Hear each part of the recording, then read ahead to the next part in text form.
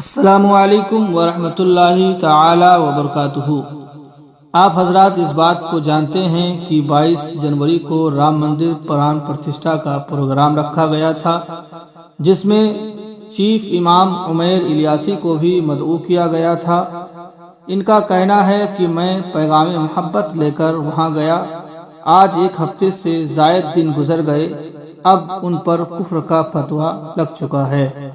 जी हाँ, आप सही सुन रहे हैं, उन पर कुफ्र का फतवा लग चुका है और उनसे मुतालबा किया गया है कि वो मुआफ़ी मांगे, जिस पर मौलाना उमैर इलियासी साहब ने साफ लफ्ज़ों में कह दिया कि जो लोग मुझसे मुतालबा कर रहे हैं कि मुआफ़ी मांगे तो वो सुन ले, मैं मुआफ़ी मांगने के लिए तैयार नहीं हूँ।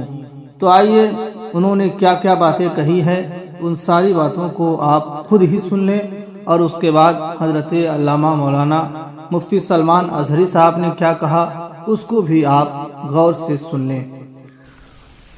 राम जन्मभूमि ट्रस्ट के द्वारा मुझे निमंत्रण मिला, ऐसे चीफ इमाम होने के नाते मुझे जाना के लिए। मैं 2 दिन तक इस पर बहुत विचार करता रहा कि मुझे क्या करना चाहिए, क्योंकि मेरे लिए मेरी ज़िंदगी का ये सबसे बड़ा फैसला था। मैंने फिर फैसला ये लिया कि मुझे जाना है आपसे सौहार्द के लिए, अपने देश के लिए, राष्ट्र हित में। ये मैंने फैसला लेते हुए मैं अयोध्या चला गया। वहाँ जाके तमाम अयोध्या वासियों ने मेरा स्वागत किया, साधु संतों ने मोहब्बत का इजहार किया, इस्तकबाल किया। वहाँ से मैंने अपना एक पैगाम, जो कि पैगाम मोहब्बत, मैंने वहाँ से दिया।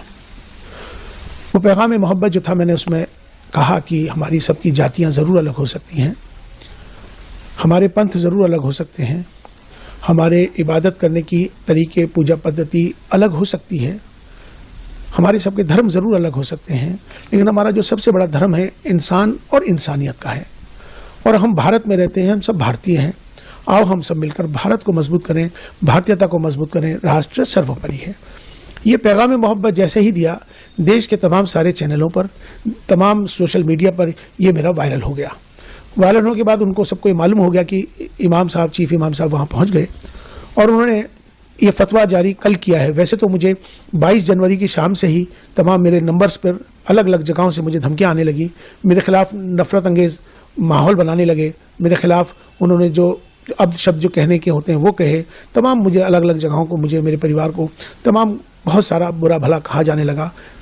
इसी बीच में कुछ फ़ोन्स कॉल आए जिनको मैंने रिकॉर्ड कर लिया है, उनके नंबर्स, जिन्होंने मुझे जान से मारने के लिए, मुझे बहुत ज़्यादा तकलीफ़ देने के लिए जिस तरह के फ़ोन आए, वो भी फ़ोन आए, माफ़ी के भी फ़ोन आए। तो लास्ट में कल रात को ही एक फतवा जारी हुआ है, जिनका नाम है मुफ्ती साबिर हुसैनी कासमी, जो शख्स एक इंस्टीट्यूट चलाते हैं मुफ्तियों का, जिनका मुफ्ती क्लासेस के नाम से उनका चलता है। मैं उनको जानता नहीं हूँ, मेरी उनसे कोई जानकारी नहीं है, लेकिन ये सोशल मीडिया के माध्यम से, वो तमाम देश भर के इमामों के माध्यम से मेरे पास अलग अलग जगहों से फतवा आना शुरू हो गया था। चूँकि उन्होंने ये, इसमें मेरा एक नंबर है, मेरा मोबाइल का नंबर उन्होंने इसमें ये मेंशन कर दिया है अपने फतवे के अंदर, जिसमें उन्होंने साफ तौर पे मेरा नंबर जाहिर करके तमाम पूरे देश के लोगों को मेरा नंबर दे दिया, इमामों को दे दिया, ये फतवा जारी कर दिया। उनसे इन्होंने कहा है कि ये माफ़ी मांग लें, मेरा बायकाट कर रहे हैं, और मुझसे उन्होंने कहा है कि आप जो है इस्तीफ़ा दें, वरना आप अपना अंजाम सोच लें। इसमें उन्होंने 4 बिंदु इसमें बुनियादी हैं, 4 बिंदु इसमें बुनियादी हैं। एक बिंदु उनका ये है कि आप प्राण प्रतिष्ठा में क्यों गए, आप चीफ इमाम हैं, आपको जाने का अधिकार ही नहीं है, आप इसलिए आप पर कुफ्र का फतवा जारी होता है। दूसरा बिंदु उन्होंने ये दिया है कि आपने इंसानियत को धर्म से ऊपर कर दिया है, ये आपका गुनाह है, इसलिए आप पर फतवा जारी होता है। तीसरा गुनाह यह है कि आपने धर्म से ऊपर उठकर आपने कहा है कि राष्ट्र सर्वोपरि है, देश को आपने ऊपर बना दिया है, इसलिए आप भी इस फतवे के लिहाज से आप खारिज हो गए, लिहाजा अब आप पर कुफ्र का फतवा जारी कर दिया गया है और तमाम अलग अलग जो उसकी सज़ाएं हैं इसमें मुकर्रर कर दी गई। लेकिन मैं उनसे ये बात कहना चाहता हूँ, पहली बात तो ये इस्लामिक देश नहीं है, ये भारत है, ये सनातन भारत है। इस भारत में हमेशा से सर्वधर्म संभाव की बात है, यहाँ एकता अखंडता की बात है, अनेकता में एकता की बात है। अगर उनको मेरे इस पैगाम मोहब्बत से तकलीफ़ है, मेरा विरोध कर रहे हैं, तो उनको, मुझे लगता है कि अगर मैं राष्ट्र के साथ, देश के साथ अगर प्रेम कर रहा हूं, मेरा ये दोष है कि मैं अपने देश से प्रेम करता हूं, मेरा इसलिए विरोध कर रहे हैं, तो मुझे लगता है कि शायद उनको पाकिस्तान चला जाना चाहिए। अब वो लोग जो मुझसे मोहब्बत करते हैं, जो देश से मोहब्बत करते हैं, वो मेरा समर्थन करेंगे। जो मेरे से नफरत कर रहे हैं मेरे जाने पर, मुझे लगता है कि शायद उनको भी पाकिस्तान जाना चाहिए। यहाँ पर मोहब्बत का पैगाम हमने दिया है, हमने कोई गुनाह नहीं किया है। राष्ट्र मंदिर था, हम वहाँ राष्ट्र मंदिर पे गए थे और हमने अपना जो पैगाम दिया, हम उस पैगाम पर अटल हैं।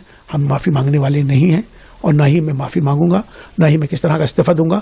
और जिस तरह से वो जो चाहें कर लें। अभी उन्होंने एक स्टेटमेंट जारी किया है, उन्होंने कहा है कि हम माफ़ करने वाले नहीं हैं। तो मैं भी बता दूं कि मैं आपसे माफ़ी मांगने वाला ही नहीं हूं, क्योंकि मैंने कोई काम ऐसा नहीं किया जिससे कि कोई किसी को तकलीफ पहुंचे।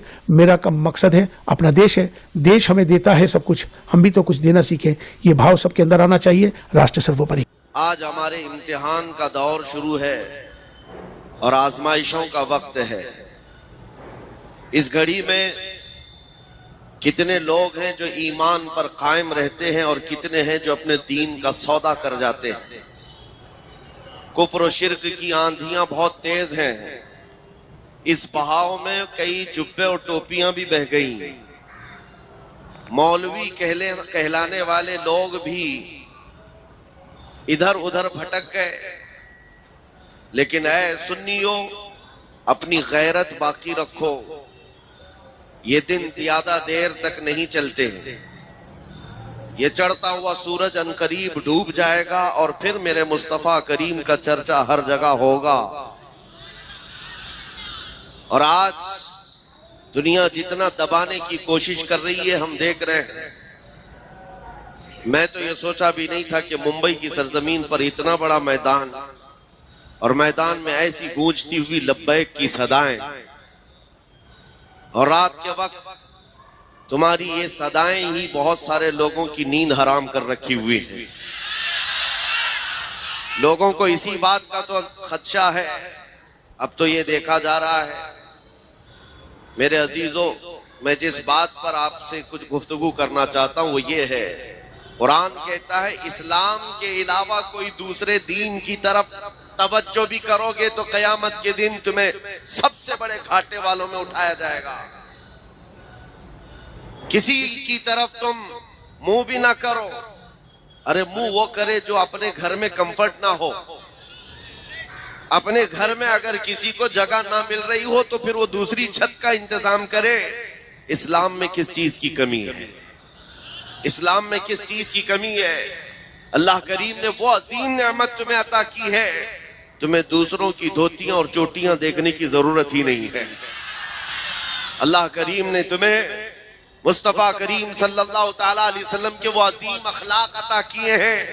अखलाक सीखने के लिए तुम उन दरिंदों के पास ना जाओ जिनको पेशाब करने का सलीका भी नहीं आता हो। अखलाक मेरे मुस्तफा करीम सल्लल्लाहु अलैहि वसल्लम की पूरी कायनात में सबसे आला है, सबसे आला है। मैं आपसे ये पूछना चाहता हूं मेरे अजीजों, ये वाहिद कौम है दुनिया की जिसको झुकाने के लिए आज दुनिया पूरी एड़ी चोटी का जोर लगाती है। पता है, हम झुकते हैं तो सिर्फ एक नाम पर, जब अल्लाहु अकबर कहा जाता है। उसके अलावा किसी बादशाह के नाम पर भी नहीं झुकते। जाओ अपनी मस्जिदों में इमाम कोई अपने बाप का नाम लेकर के रुकू में झुकाकर दिखाए कौम को, अपने बाप दादा का नाम लेकर, या किसी बादशाह वक्त का नाम लेकर के सजदे में गिराकर दिखाए, कौम खड़ी हो जाएगी, नहीं झुकेगी। हाँ, अगर एक किसान का छोटा बच्चा हाफिज कुरान भी अल्लाहु अकबर कहे तो पूरी कौम झुक जाती है। हमारी पेशानी सिर्फ अल्लाह वहदहु ला शरीक के लिए है। सिर्फ हम झुकते हैं रब्बुल आलमीन के दरबार में। इसलिए मैं ये बातें कर रहा हूं कि आज हमने देखा है बहुत सारे लोग सरेंडर हो गए, इधर उधर झुकना शुरू कर चुके हैं। तुम कभी ये मत देखना कि कौन सी खानका है, कौन सा मदरसा है और कहां से कैसी आवाज आ रही है। बात इतनी देखो, रसूल पाक सल्लल्लाहु ताला अलैहि वसल्लम की शरीयत पर कौन कायम है। आज जवाब देना भी बहुत जरूरी है, इसलिए मैं जवाब देता हूं। बाज लोगों को लगता है हालात बड़े खराब हैं, थोड़ी नरम बात करनी चाहिए, नरम गुफ्तगू करनी चाहिए। इस्लाम गैरत का दर्स देता है। अखलाक भी सिखाता है, अच्छी बात करो। लेकिन चोर घर के अंदर घुस करके आए तो हाथ बांध करके बैठना यह अखलाक नहीं है। चोर की गर्दन पकड़ो, उसकी हाथ पकड़ो, ये गैरत है। और जब दीन इस्लाम पर हमला हो रहा हो तो यह गैरत और बढ़ जानी चाहिए।